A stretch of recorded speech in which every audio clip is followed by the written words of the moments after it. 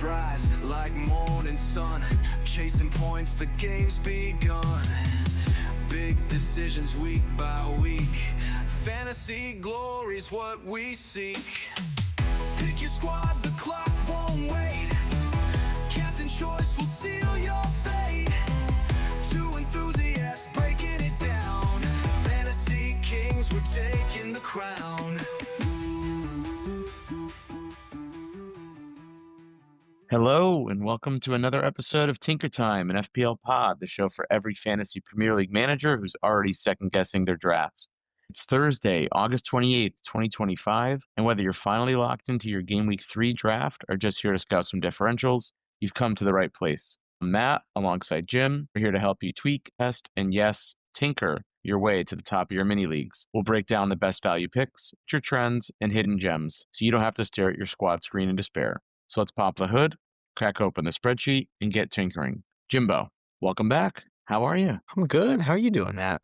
You sound a little hoarse there. Tough night. Sometimes outside of fantasy Premier League, I do dabble in recreational beach volleyball. And tonight was playoffs. And we had a heartbreaking loss in I think it was quarterfinals. I don't know. There's like 50 teams in the bracket. And made it to the third round, lost an absolute heartbreaker. Quarterfinals doesn't sound very far. Well, when there's that many teams, I don't know. I don't know exactly. I never looked at the bracket, but we left it all out there. So my voice is a little bit exhausted, but my mind is sharp. Maybe. You could stay quiet this episode. I could take the lead. Please, by all means. We have not gotten a single comment from any of our listeners as far as who they want more of or less of. So listeners, if you're out there, Good point. please drop us a comment. Let us know. Do you love Jim's smooth, sexy, silky voice? Do you want more of that? Or do you want my girly kind of middle school boy going through puberty voice? Like, you pick. 5-star for Jim, 1-star for Matt. Yeah. We'll give the people what they want. Yeah.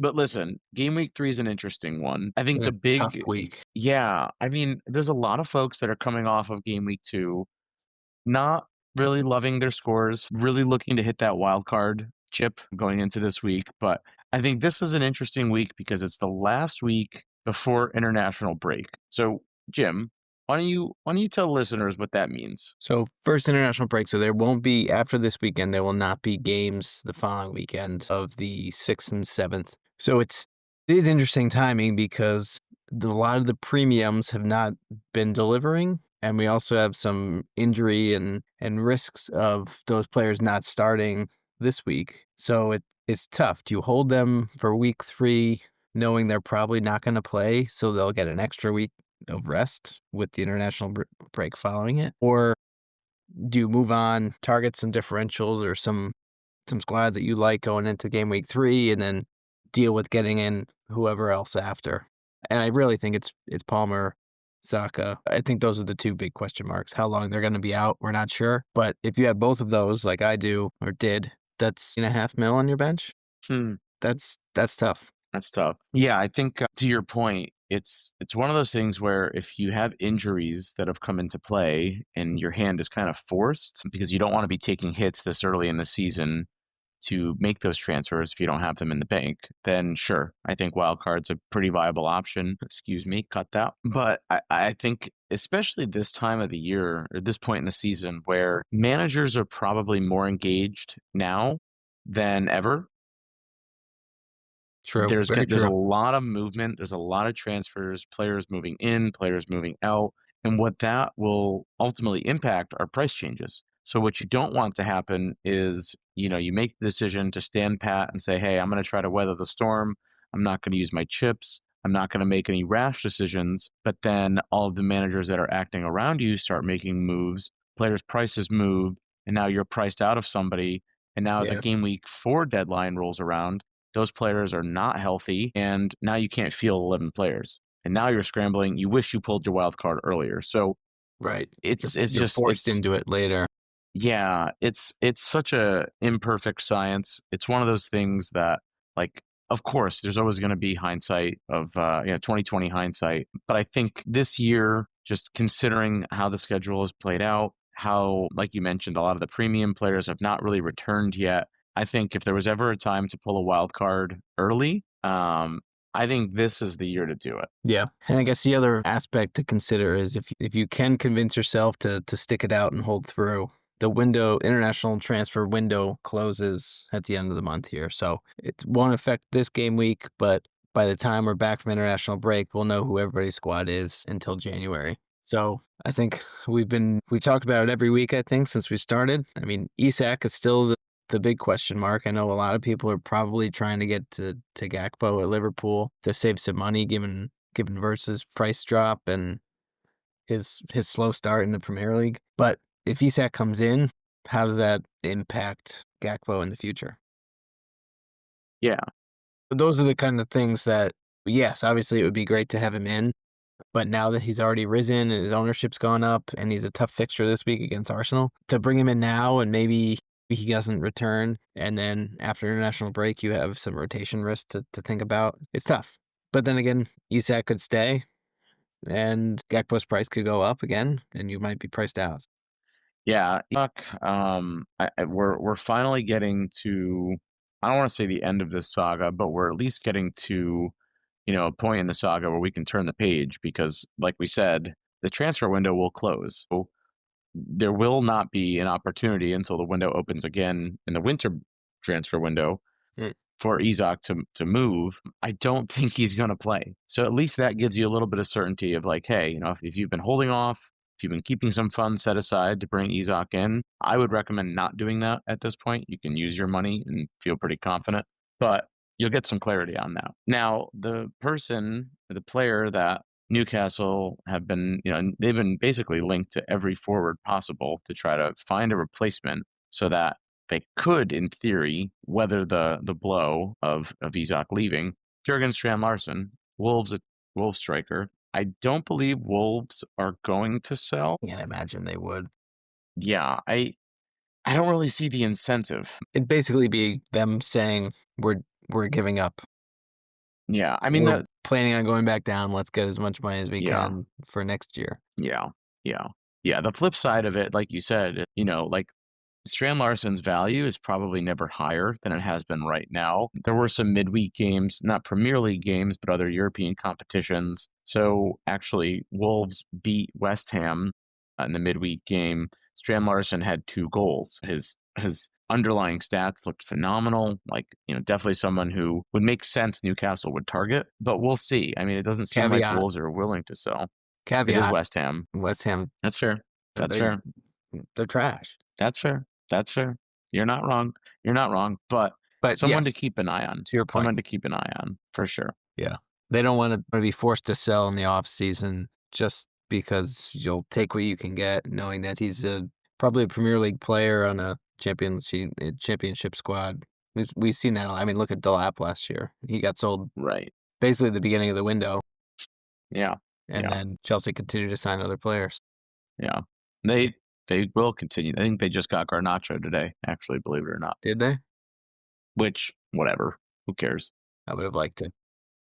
So 2 other players on the list here, just to highlight. DCL, Dominic Calvert-Lewin. So not a new transfer, but I think he actually got priced into the game finally. Did we confirm he was 5.5? I believe he was. Let's double check that. 5.5 by 0.1%. Okay. So Leeds actually did have a midweek game, and it's not uncommon for players that are, newly transferred to take a little bit of time to break into the first team, but I would expect him to break into the first team. In the midweek game, he played 32 minutes. He had an expected goal of 1.4, 3 shots, 1 shot on target. He did miss his penalty in PKs, so you had mentioned, if he's going to be on penalties, that would be a really amazing asset to have at 5.5 mil who's nailed on penalties. So we'll see. But like I mentioned, 3 big chances created. He missed 2 goals, and believe it or not, within the 6-yard box. So, most strikers, tough. If they get those chances, eventually they're going to convert them. But DCL to me is someone who, we talk a lot about Mark Guyu or who's the other 4.5 mil forward. I'm trying to remember. Doesn't matter. He's basically just a token. But at only another mil, if you can find a way to get that mil, and reach for DCL, and if he ends up being nailed and on penalties, I think DCL could be great value. Yeah, we'll have to see if when he starts to be the starter. Yeah. Yeah. But one to keep in mind, yeah. Yeah. And the last name here, so Douglas Luiz, former Villa midfielder, just completed his transfer from Juventus. So he's actually priced at 5 mil. He made his move to Nottingham. So he expects to slot in right in the midfield. So Nottingham have really kind of spent some money in their midfield. It'll be interesting to see. Don't really see him being a huge contributor in the attacking threat, probably more so on the defensive contribution. I don't Yeah, know. What do you think? I don't know who they're gonna start now though. They almost have too many midfielders. Hmm. Because really their only forward is Wood, but they have Hudson-Odoi, Gibbs White, that guy Ndoye from on City the they just right, signed, McAtee, McAtee. Hutchinson. Yeah, Yeah, Nottingham have got some options. And to be very honest, like I get a little nervous, and I want to contradict myself, but you gotta with can all the contradictions. with all the turmoil You kind can of going convince on, yourself of anything. I know I'm very persuasive of myself. Well, I want to see how this saga between Nuno and Marinakis is going to play out because, these are players that are being brought in that, Nuno, I'm assuming, would like to play in his system. But if Nuno gets sacked and they bring in a new manager, then, we see so many times like a new manager comes in and, they don't want those players. So Yeah, but how much of it is they need more depth to play in Europe, true, true. Yeah. you know? And it could just be as simple as that. But I don't know who is gonna start. I think Gibbs White is probably the only one that I would target in the midfield until we see some consistency around him. Yeah. So enough talking about players that probably aren't going to score goals. Why don't we just do like a quick preview? So we've got some good fixtures this week. No Friday game, which to be honest, I'm okay with. I kind of prefer all the Yeah, but games there's on no the weekend. Monday either. I like when there's one of them. Yeah, I like when it's a Monday game that's like exciting. I don't like when it's like, you know, Burnley versus like Brighton on Monday. Like I don't care You didn't about like that. the Leeds Everton Monday to start it off? Leeds I kind of root for, but yeah, no, I don't know. I love the game. More games is great. But Can I tell you my favorite game of the week? what's your favorite game of the week? Or my favorite matchup for FPL? I think United at Burnley. Ooh, talk to me. I think this is when United comes out. They looked great week 1. Okay, week 2. Tough midweek for them. What happened midweek? So they were down 2-0. They came back to tie it. Lost on penalties after, what was it, like the 25th? Brian Mbeumo missed his 25th Wait, penalty. who did they play? It's going to be, you probably don't even know because it's, I think it was like a high school squad. I'm They pretty lost sure to Grimsby. Grimsby, a Grimsby Town. fourth division They're in English league, team. yeah, they're in League 2. 4th place in League 2. Boy, Strong start though. They're 3-2-0. So yeah. I mean, that's yeah. yeah. I think I actually heard the keeper say, "Is like, man, this was weird because I'm a huge United fan." That's like, yeah, this is Anyway, weird, regardless, but I'm big on United this week. I think they finally put away those chances that they've been missing. mm, And Burnley stink. Though they got beat up week 1. Last week they won a close one. Edward and Pals in the midfield scored some unexpected goals, but I don't think anybody expects that to continue. And I think this is going to be Mbeumo, Cunha, and Shesko maybe all start together for the first time. That would be great. Cunha started midweek, and Mbeumo did not. But then again, Mbeumo missed his second penalty in the shootouts. kind of feels like you're teasing something, but I don't know.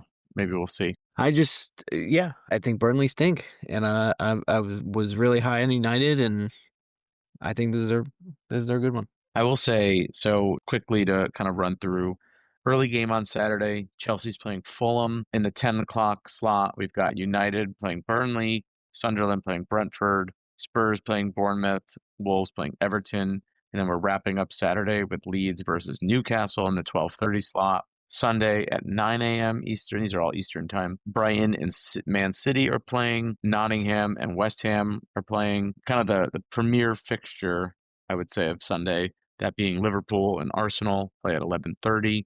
And then Villa and Palace wrap up the game week at 2 p.m. Mm-hmm. So I think to your point, I'm going to pick two. The game that I'm most excited for from, I think, a FPL perspective, I'm very excited about, or most interested in City versus Brighton. City have been up and down.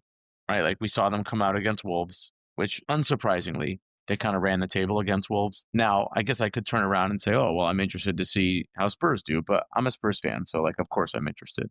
But Brighton are kind of that team, like we talked about. Week one, they looked really good. They held that clean sheet for 95 minutes and they lost it in the 96th. And then last week, they had every underlying metric. They should have ran away with it. They just couldn't convert that goal. So City, this is kind of their first test to say, hey, we've kind of gone through it a little bit. What's our identity? Are we going to be a team that's going to be on the attack? Are we going to be on a team that can bounce back? So I'm very interested to see how City respond to frankly, a poor showing coming off of the Spurs game. And a lot of captainers out there, a lot of Holland captainers out there are also going to have eyes on this. And we'll talk about captaincy. Yeah, and really, it'll be good to see. So 2 different lineups out of City in the first 2 weeks with who they started in the midfield and up top with Holland. So it'll be interesting to see who stays. And I don't know. I just can't picture Bob getting the start again. Yeah. I'm still convinced that they're trying to loan some of these guys out or sell them, but I don't know. So I think just the bigger sample size out of City will be good for FPL in the future. Yeah. Definitely not Savinho. Sounds like he's staying. Yeah. But we've already talked about transfers. So. All right. Go ahead. I'd say one you might want to target. I think we already talked about it a little bit. Forest at West Ham. West Ham, I don't want to beat a dead horse, but they're on my drop list here. I think Forest has looked good. Wood with the double week one, right? And blanked last week, but I could easily see them getting 2 or 3 against Fulham. And I'll keep my mouth shut on that one. that's first time I've ever heard you say that. Fixtures to avoid, maybe some traps here. Villa Palace. Which I know side? everybody's kind of hesitant on, well, everyone's maybe worried that Watkins is not going to deliver, and we've talked about that. He doesn't really have anybody else that's kind of showing the flashes around him to have that creative spark. And Palace they've been good. They've been tough to break down. They had a nice draw, Chelsea on week 1. I think if you're going to try and move in on either team, I could see this being another 0-0 draw. Interesting. Do you? Yeah, Villa really haven't given us any reason to think that they're going to turn it around yet either, right? Like, I think everyone's looking at the fixtures and saying, oh, the fixtures, like they're gonna turn it around, but it's like, show me you're gonna have that breakout, right? Go score 3 goals against Palace and play like the European competition team that you are. And to be fair, so is Palace, right? I think they're in Conference League. There was a little bit of weirdness going on there with some like sister club ownership of some stuff going on, but I think they settled in Conference League. But yeah, I think the one game that it looks great on paper that I would probably avoid from an FPL perspective might be Liverpool Arsenal, to be very honest. Yep. You might see this and say, oh, I've got 2 of the best teams in the league on paper. It's going to be an all-out, score fest. That's not always what happens with these games. I will say, I think I saw a metric and I didn't have time to confirm it, but out of all of the attackers that are qualified based on minutes played, which there's not a lot of minutes played, obviously, this season, but so I don't know what the qualification was. That was the thing I wanted to qualify, but Salah ranks 50th. So take that for what it is, because there's only been, a couple of games, but Salah has not hit his form yet. Now, is that by design? Is that Slot's new system? Or is it just, he's getting into the rhythm of the season? I don't know. We'll see. But I don't see him necessarily getting into that rhythm against Arsenal's defense. Right. His points have come from 2 late contributions when you think the game's over. Right. So those very could have easily not happened, and we would all be saying, with no stats and no returns, probably people saying Wildcard gets Salah out along with all these other injuries. Yeah, I could see that point. It's a cruel mistress, these late goals, these late points. Yeah, and it'll be something to keep an eye on tomorrow during some of the press conferences. Is Eze going to suit up for Arsenal this weekend? I would think with the injuries to Saka and Odegaard, there might be a higher sense of urgency to get him in that squad. They gave him the number 10 jersey. I saw that. They did. Wow. Yeah. So But then the flip of that is, hey, is this Arsenal team that Liverpool is going to face kind of a slightly weakened Arsenal? And is that an opportunity for Liverpool to pounce? I don't know. You know, Mm, it's a tough call. But to your point, I think that Salah, he has gotten his returns. Granted, they've been in garbage, but nonetheless, he has gotten his returns. And that's one of the things about Salah. He does always seem to find a way. yeah, So whether you're going to keep him in your squad on Wildcard or you're going to move him out, just keep that in mind. He is still the FPL king for a reason. right. And maybe it's just that you don't look at him as a captain choice, but you keep him in because he's always a threat. Why don't we go through maybe like the top captain picks? What do you got? All right, so I think the no-brainer one that I think we probably just have floated every week is Holland starting Saturday? No, starting on Sunday game, Sunday.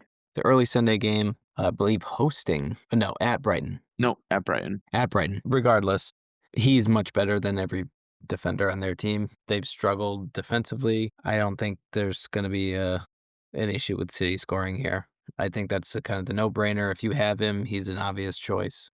I think maybe a little more risky and maybe less owned would be Bruno or Mbeumo at United. Like I said, I really love that fixture for them. I think there's going to be some goals to be had. And given how attacking those two have been, I think either one would be good choices. And then my last, well, I don't want to sound prejudice against, or not prejudice. We're not a prejudice pod. No, anti that. Cut that. Maybe. My last one, Spurs. I know Bournemouth have come out Really? of the gate hot. So have Spurs, though. So I think Brennan Johnson or Mohamed Kudus, either one could be good Wow. options. I still can't get myself to bring Richie in, knowing that Solanke's on the verge of coming back healthy and likely will take his starting spot back. But I think Johnson or Kudus could be a nice differential captain pick. Yeah, don't look now. I believe Richie is the top scoring forward in the game right now. He's also had 2 price increases. So, Yeah. yeah, I mean, what's the old adage? Like, buy low, sell high? If only it were that easy. Yeah, I don't know. Interesting captain picks. I would tend You to don't agree. like my United picks. I could tell. I don't love that you didn't really pick one. You just picked one. You picked 2 from like which one do you like better? Mbeumo. Even if he's not on pens? I do, yeah. Okay. So you're going with him, you're gonna lock in those lyrics. He's my favorite of those 2, yeah. You love him. I love him this week. Okay. Are you in love with him? I brought him in. It was a little spoiler. Save it. Interesting. Okay. I will admit I was a little irked that you weren't really committal. You were kind of teetering the line, if you were.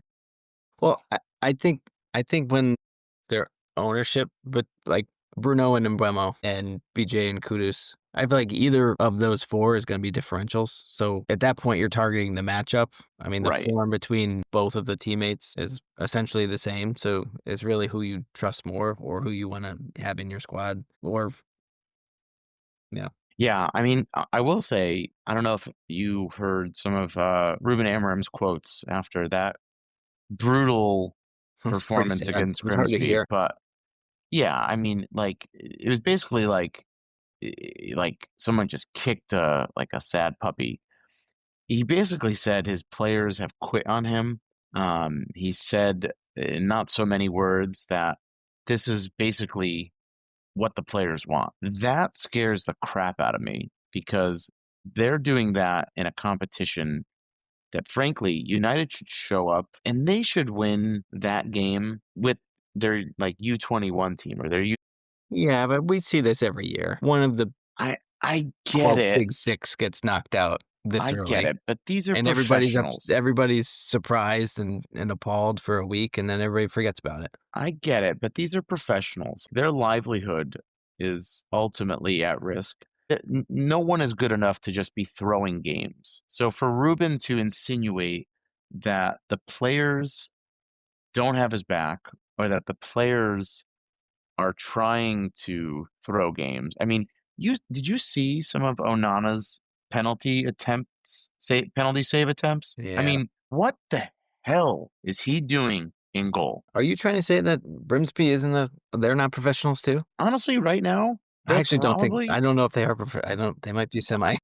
I think most of them are trades workers and skilled trade workers. And soccer is like a passion project, like kind of like this podcast. But I wish we could do that, work our jobs and, you know what the problem is? play for Hartford Athletic on the side. Do you know what the problem is? We're short on athletic, not fast enough. Our most athletic days are behind us. Unless we dedicate ourselves back Unless to we it. Yeah. The human body is an amazing thing.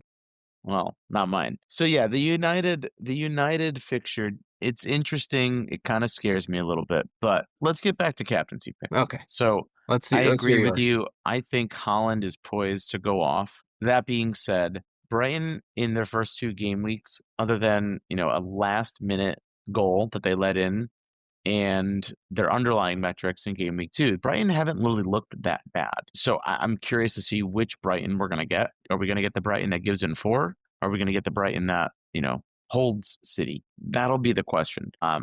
They As let far in as, 2 against Everton. yeah, but their underlying metrics were better than that. I don't know. I don't know. Part of it is also if Regardless, you're Holland is better than anybody. Holland is better. So you know, I'm agreeing with you. I think Okay. Holland is a great choice this week. He would probably be my number 1 choice. He Agree. might be. I Agree. haven't chosen myself yet. Same. I'm not gonna say like maybe not my second choice, but another choice that I feel strongly about. Chris Wood. So for all the reasons that you said, I agree with you. Forest looked good off the rip. West Ham have looked awful. Let's see if Chris Wood can snag a brace. Why not? If there was ever going to be a game week where it would line up to give Chris Wood the armband, this might be it. That's Now, good. my third captaincy choice, this one is a little bit of a differential, not in terms of the player ownership, but just in terms of the captaincy. I'm actually going to go João Pedro.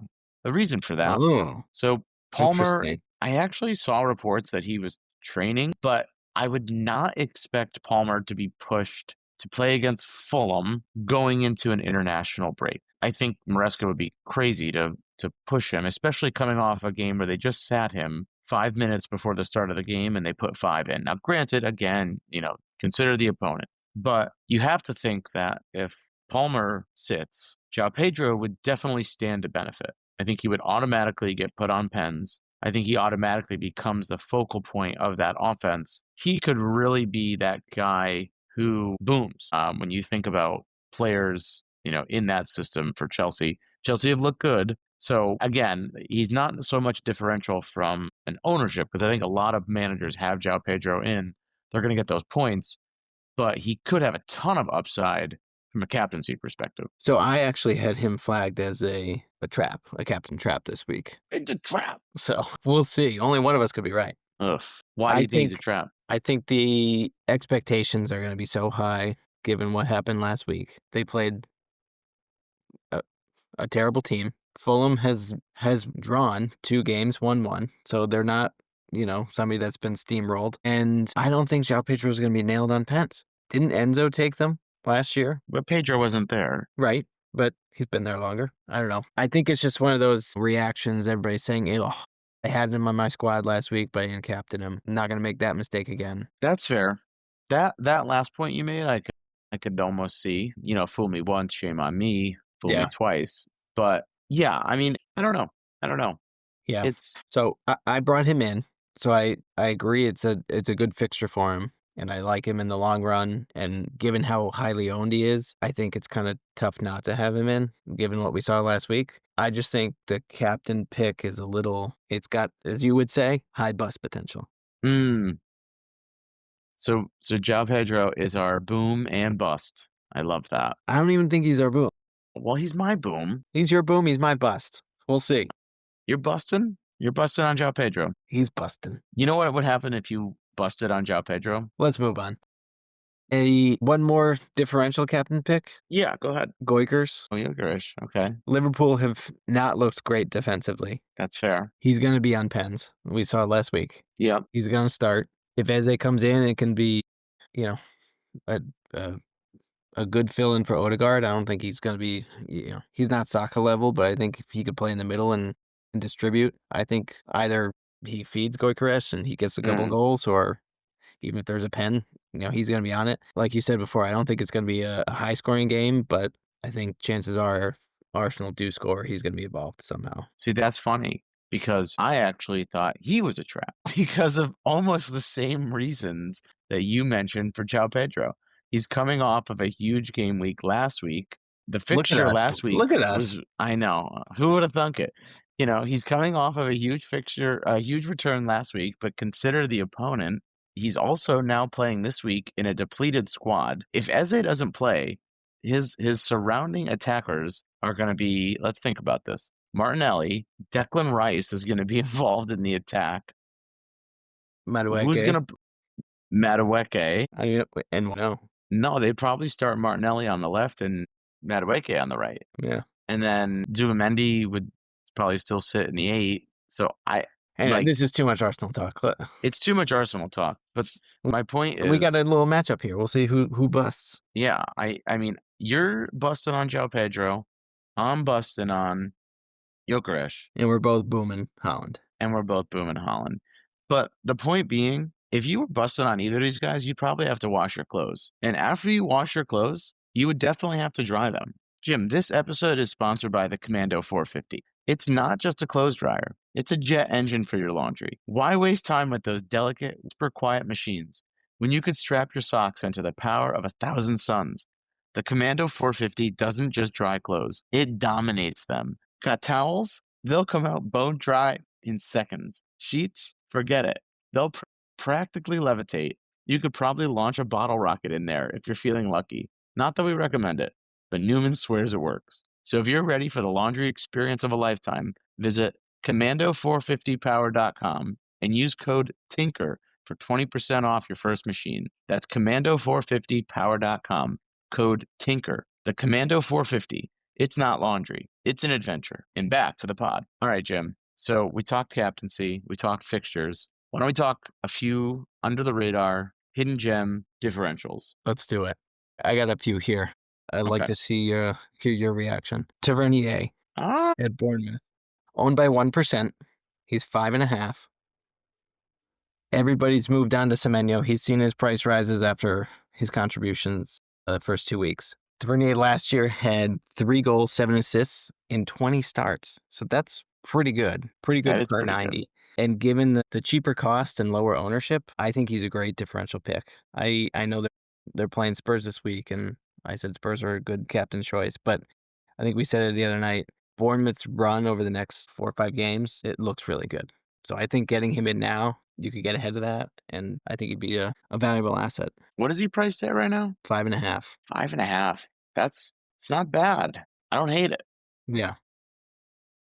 I like the exposure. He's also on direct free kicks and corners. I love the exposure to corners. I will admit I'm not super well versed on how much of Bournemouth's attack comes from set pieces and corners. So I don't know how impactful that is. Yeah. Like take Arsenal, for example. They scored 99% of their goals off corners and set pieces because they're basically Stoke. Right. Like they don't score free play goals. If they do, it's like, oh my God, they scored a goal from free play. But the point being, like, you want usually to bring in players that are on these, free kicks, corners, things like that, to give you opportunities on the ball to distribute and get involved in the attack. I love it. Awesome pick. What else you got? I'm excited about that one. Next, and I don't think this not really going to surprise anybody, Jack Grealish. Sorry, Jackie. 5.7% owned, coming in at 6.5. So we had the brace of assists last week. What I really think is exciting, and I think this kind of plays in with some of the injuries in the Premier players we've seen. The next 4 weeks, he has Wolves, Villa, Liverpool, then West Ham. So if Everton are going to go on a run, they're going to get goals over these next 4 games. Or right. 3 of the 4, I should say, because you got Liverpool in there. But Merseyside derby, you never know. So I think just based on what he did last week, if you're dropping down to save some money in the bank while you wait on Palmer and Saka and see what happens, I think he could be one that is, he's obviously going to start. Good chance to get some points. And if not, he's an easy one to move on from. I don't think he's not going to drop in price anytime soon. I love the targeting of the Wolves fixture. Wolves have given us no reason to think that their defense can hold up. I mean, even West Ham, who they dominated from an attacking perspective, even West Ham scored a couple goals in that midweek game. So, like you mentioned, Grealish is going to be involved in the attack. He has to be for Everton to succeed. That's why they went and got him. Also, they wanted to fill the seats. But I really like the pick. I would be interested to see what his ownership was last week. Probably not 5.7. It's probably on the way up. So he could be a player that Good point. if you get him now, he might avoid that price rise. Yep. All right. My last one here. Alenga. Mm. I know it's a kind of an ugly pick given what we just saw last week, but owned by 8.2%.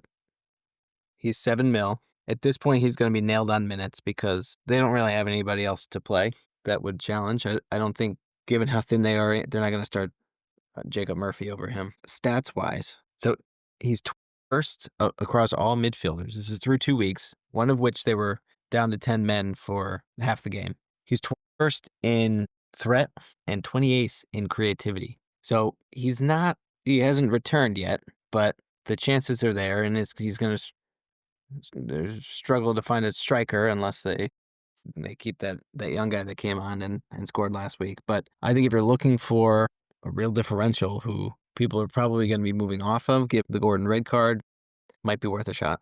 Depends how much you trust Newcastle. And I should say the other reason I like it, next 2 game weeks they have Leeds and Wolves. So 2 relegation level teams. He's going to be nailed as a starter. I wonder if Alenga has ever. I mean, I think Osula will probably get the start at striker, if I had to guess. Is he the one that scored the? Yes. Yeah. I think. I mean, otherwise, what is he doing on your team if he's not gonna like? I would think a out of position Alenga is got to be worse than a natural striker. I mean, I would think so. I would think Alenga probably still stays on the right side. However, he may need to be more involved in the attack. So he could aim to benefit, whether that means he's involved in goal contributions, whether that means he's involved in like scoring goals, assists, whatever it may be. I like the pick. I think and I don't have the underlying metrics, but it would be interesting to see. There's still time to do it.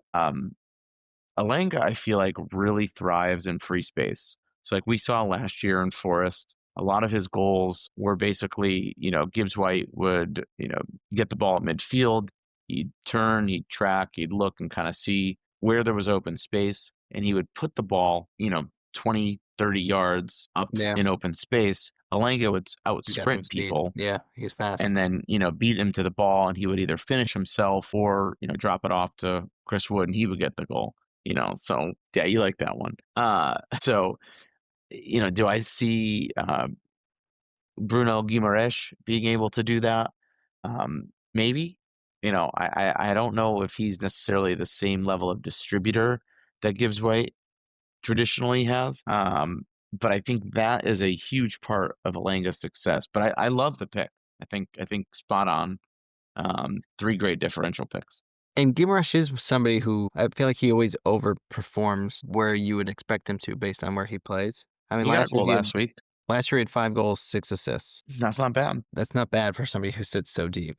He was in my squad for a little while, but I kept him too long. And I thought that was crazy. What are you going to do? I've got one. Let's hear it. Do we have time for one? We got time for one more. All right. So 1 differential. I believe I don't want to misspeak because I don't want people to say we're liars. Currently owned by 0.9%. Midfielder for Brentford, Dango Ouattara. We mentioned him last week in the recap episode. Mm-hmm. Priced at 6 mil. He's in excellent form. Didn't play against Liverpool in game week 1, but in game week 2, he played against Villa. 13 points, 1 goal scored on his debut. Got a clean sheet as well. So he's a player that they're playing Sunderland this week. Sunderland coming off of the loss to Burnley, I believe.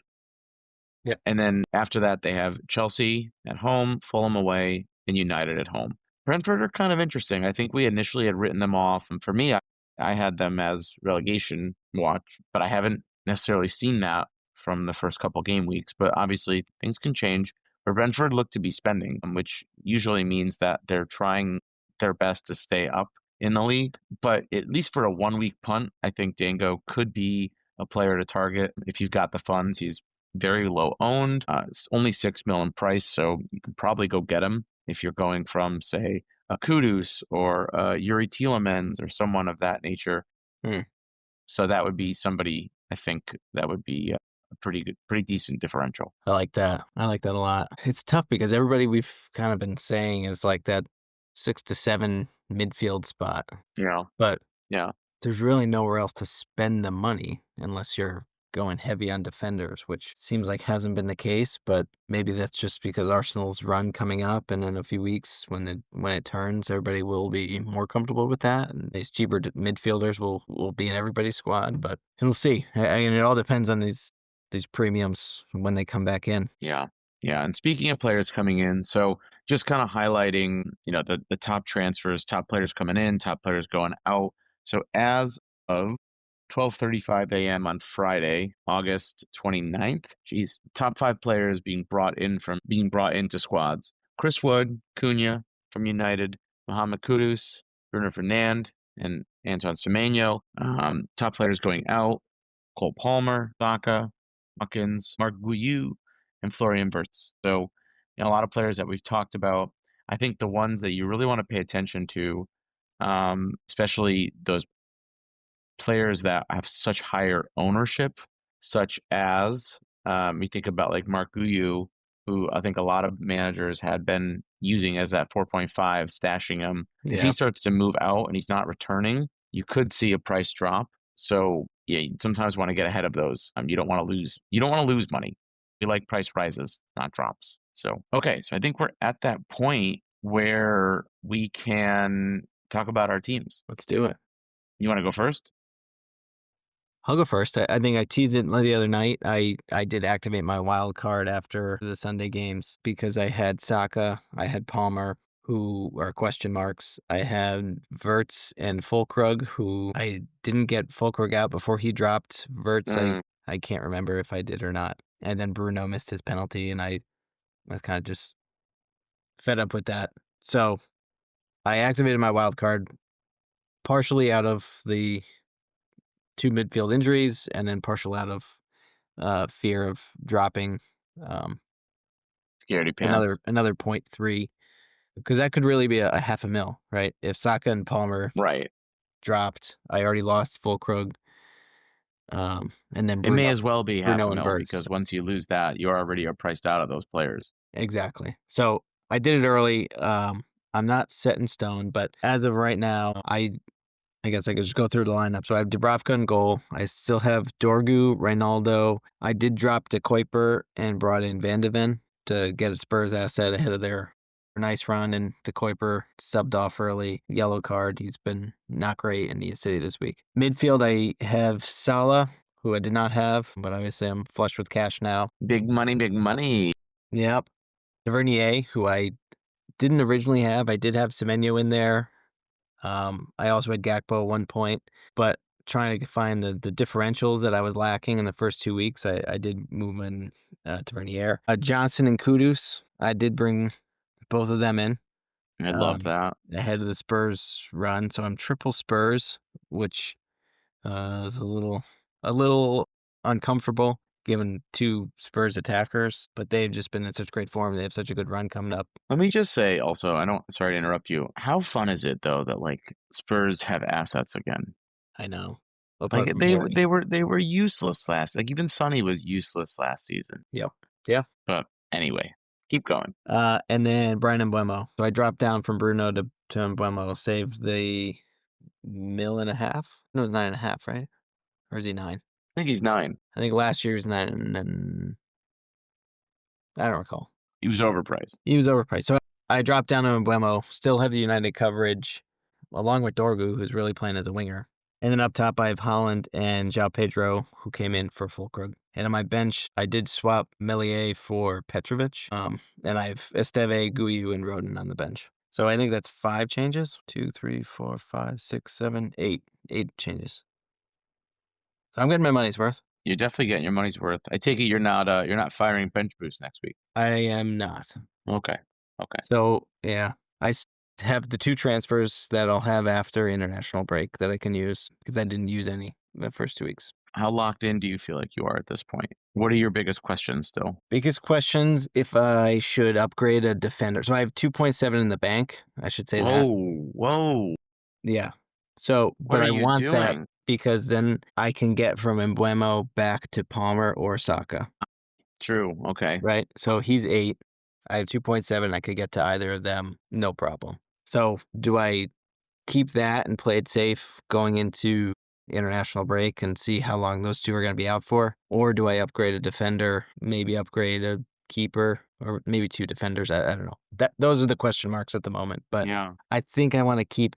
I think I want to keep it so I could get out of Embuemo if I needed to, and maybe one of the Spurs midfielders to get back up Well, to. what's nice about it too, keeping it in the bank, like you don't have to burn 2 transfers. You can just use 1, right? So Right. like if you had it in another player and you already have 2 transfers, so I guess in theory, as long as you have 2 transfers going forward banked, you could still make a transfer in a preceding week and still have 2 in the bank to then eventually make that move when Saka is healthy or when Palmer is Right. healthy. So I just wish yeah. that they had like a low cost index fund I could dump that in, maybe get it Like up to 3. IVV or like VOO or like Yeah, if I can get it like to 3 or 3-1 by the end of mm, international break, that would be incredible.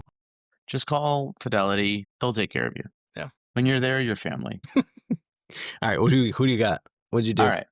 So like I mentioned, I wildcarded last week. So there was a little bit of future game week planning in mind when I did make those choices. So I'm honestly I'm contemplating a couple of things. One of them honestly being do nothing. So I have zero I point like 0.1 that. mil. I have zero point 0.1 mil in the bank right now. Only 1 free transfer because I'm coming off of my wild card. My back line, my keeper right now, I have Dubravka and I have Sells over at Forest. My defense right now, I have De Kuiper, Dorgu, Ola Aina over at Forest, Reynildo, and Van de Ven. So I think we have 1, 2, 3. We have 3 of the same defenders, and you had De Kuiper. You just moved him out. I moved them in. Similar thought process there. I don't think I have to convince you on that. Midfield, I've got Semenyo, who I feel like is essential right now. Josh King, so he's my 4.5 mil. He's an attacking mid who starts at Fulham. I don't really have any reason to keep him in there other than he's 4.5 mil and he fits my budget. He's gonna And be he on our starts. bench though, right? Yeah, he's going to be on my Yeah, bench. good pickup. Johnny Reindeers and Mohamed Kudus. Initially I was like, oh, this is great. I don't love it anymore. I'll be honest. I think I kind of I wild carded with my heart and probably not so much with my head, at least in the midfield. But I can live with it. It's not like I can't get out of it. It'll probably take me a couple moves to do so, but that just kind of reinforces maybe I'll hold this week. What don't you love? Reindeers? So Rodri came on against Spurs, and I've still maintained that I don't really know what Reindeer's role is with Rodri on the field. Right. And if So Rodri is I gonna be haven't just replaced by Gonzalez. right. I just don't know. I'm not saying that they aren't going to work out together. I'm not going to say they definitely will. I Yeah. need to see more of it. Like, and that's why I mentioned earlier, like that City fixture to me is so interesting because I want to see like what City are we going to get? Are we going to get the one that's firing on all cylinders? Are we going to see a shakeup to the lineup? Are we going to see Foden start? Are we going to see Doku start? Are we going to see Bernardo Silva start? Like Yeah. Pep has the players that he could literally clean shop and just you know like light the whole thing up if he really wanted to. I don't think he will, but yeah. So as far as my midfield goes, like I said, King's going to be on my bench this week. So I'll be starting Semenyo, Salah, Reindeers, and Kudus, which I don't hate. I feel pretty good about. And I should mention my back line. So I'm going to be starting Sells this week as my keeper, and then I'm going to start the back 3. So I'm going to go Dorgu, Aina, and Van de Ven. So Reynildo and De Kuiper will be on my bench in that order. Mm-hmm. I'm also going to start, I believe, what did I say? 3, 4, 3. So I'm going to start a front 3 of Holland, Chris Wood, and Ekatike. So Ekatike right now is interesting because he is owned now. His ownership is like, shot up the ranks. He's at 26.2. But to me, like he's returned in both games. Gakpo, he's done really good at having that little, 10-foot side pass, and Ekatike has been good at slotting it home in the bottom left corner. But he's somehow he's not. I don't think he's team of the week or team of the season thus far. But he has returned in both games. As far as forwards go, Ekatike could be someone. He's got the size, he's got the pace. And I think he's close to another price rise, isn't he? He is, I believe, close to another price rise. So, yeah, he's a player that he has helped my overall budget as well. So Your the only moves squad looks good. so there's a couple of moves I'm thinking of making. I mentioned João Pedro. Mm-hmm. I don't really like. I don't really want to bring him in, at least not this week. I could maybe see myself bringing him in for Chris Wood. I don't see myself bringing him in for Ekatike or Holland. I At wouldn't least bring him not in right for now. Wood this week. Exactly. That's my point. Yeah. And then I agree. Banking it gives yeah, you so many more options. the only other player that I'm considering would be a switch from Aina to Livramento. So Livramento, is he playing left back or right back these days at Newcastle? I forget. But But Newcastle have that fixture against Leeds, which I don't hate, right? then That's Wolves. a fixture, and then Wolves. So Livramento, interestingly enough, and I think this is a good segue, the reason that I'm considering bringing him in would be to avoid a price change. So if I actually look right now, these are live FPL price change predictors. Livramento is technically past the threshold to have a price change. So he would go from 5 mil, 0.1. It actually might even be happening as we're speaking. Let me refresh the page. So if he's not, so he's already gone up. Well, he's almost there. He needs to get another 4% on this progress bar, and then that should almost guarantee that his price will rise. Now that being said, I have an extra 0.1 mil in the bank, so I can do it if I need to. But it's one of those things where it's like, if I'm thinking about it now, why? What am I waiting for? Yeah, but at that point, you're doing it just to get a price rise, not to set yourself up for the future. Well, no, but I kind of am, right? Because Newcastle play Leeds and then they play Wolves. Forest are playing. Yeah. Who are Forest playing? So Forest are playing West Ham, who West Ham can score a goal. It's not like they're guaranteed to blank. And then let's see, Forest is playing. Who are they playing? They play West Ham this week, and then next week. Why can I not find who they're playing? Down.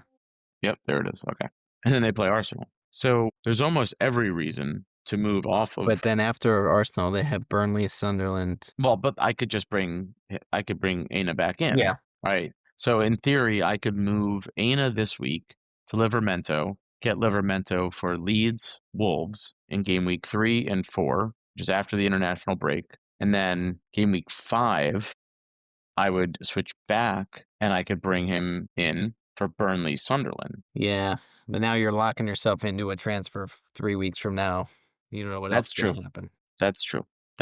But I would probably, I probably wouldn't start Aina next week. So I'll have to see probably if I'm comfortable with some sort of back 3 or back 4 in game week 4, just purely based on fixtures. If I'm not, I might make the move. Well, we want you to be comfortable. I know. That's what it's all about.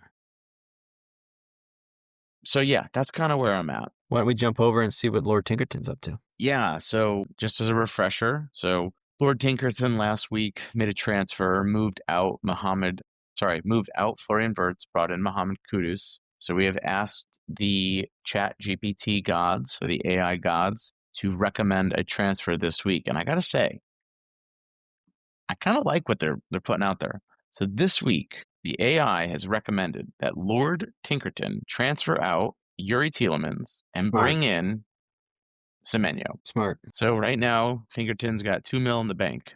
Tielemans is 6, and Semenyo is 7.1. So you don't have to convince me on Semenyo. I mean, not that that's part of any of this effort. It's not about convincing us. Yeah, Tielemans. Man, that's tough for me. You just can't do it. I can't do it, and I won't do it. Tielemans is just a non-FPL player. Good call, AI. Yeah.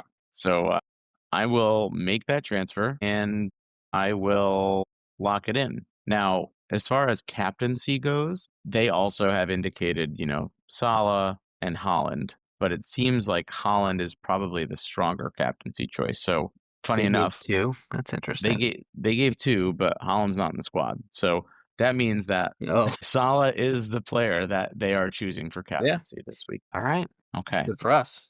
Great for us. We gotta get past this guy. We gotta get past this SOB. So those are locked in. No more tinkering for Lord Tinkerton, but there is still time to tinker for us. So like we mentioned, no Friday game. So the normal 6 a.m. deadline. I think it's 6 a.m. deadline, right? Yep. For this Yep. Hour and a half before kickoff. hour and a half before kickoff. So still plenty of time. All the manager press conferences are going to be coming out tomorrow, usually staggered. So keep an eye out for team news. But otherwise, like, is there anything else you're looking for this week or keep an eye out for, Jimbo? No, it almost feels like we just got to get through this week, get past the international break, get past the transfer window, get a little more confident in starting lineups, and we're good to go for the Yeah, I know. It's we're starting to get into the thick of it. And like you said, the fall, like weather's starting to turn a little bit up here in the Northeast. College football's back this weekend. We have a fantasy draft for NFL tomorrow night. Shout out to the commissioner of that league who is publicly bashing our podcast. So he will never be invited on. Loser. Oh, well, whatever. He'll never even hear it, so it doesn't matter. But this is a great time of the year for sports. So, but I don't know. Yeah, and a great time to join the league. So anybody who's listening that's not in the league, feel free to join. We do have one new member that's coming in this week, a brand new FPL player. Who's that? Our good friend Adam. Adam's joining. He's been, I think, FPL curious for a while. He's a big Hartford Athletic guy. We'll see how he does. He's only 2 weeks behind. And honestly, Connor's not that first round IR is not that far ahead of him. So There you go. over the course of the season, what's 2 weeks? Never too late. So Love that. Good luck to Adam. Love that. Like you said, shout out to all those members. I still get texts from my nephews. He'll like text me on the bus and he's like, "Hey, I have no episodes to listen to. I've listened to all of them." And I'm like, Listen "Yeah, again, Danny. Listen like again. listening again. This is not our day job, but it's pretty close." But no, in all seriousness, it's been a lot of fun. And please do, like, subscribe, follow us, Spotify, Apple Podcasts, YouTube, drop a comment, tell us who you're planning on captain this week, differentials, any questions you guys have. We love when you guys drop us questions. We love to try to answer them and give our take on things. But, and yeah, like Jim mentioned, not too late to join our mini league. We'll have the code in our description. But otherwise, thank you for hanging out with us. And Good luck. Good luck, and we'll talk to you at the end of Gameweek 3. Happy tinkering.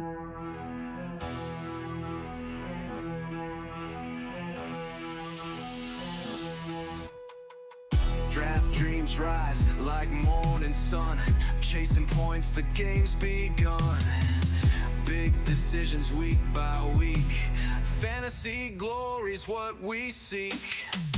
Pick your squad, the clock won't wait. Captain choice will seal your fate. Two enthusiasts breaking it down. Fantasy kings, we're taking the crown.